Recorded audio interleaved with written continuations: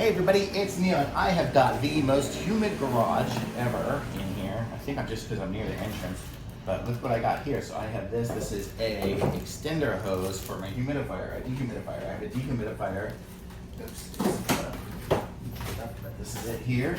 And so what my goal is going to be is, because it fills up this with water, like in a day, I'm going to take this hose and connect it up to it and run it out through the vent on the other side of the wall, so let somebody else deal with the water instead of being in my garage.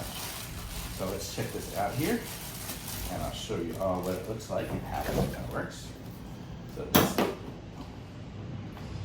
it's got one of those little clamps, but it's good because I don't even need any tools for it because it's got a little twist tie on it to clamp it on.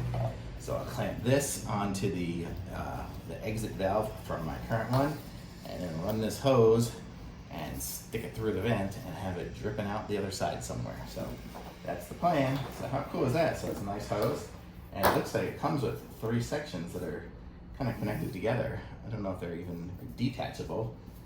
Maybe if they are, nah. It's just a big long hose that's kind of melded together. But pretty cool. So I like this, so I'm gonna go and set this up, and let me see if I can figure out where it comes from in here.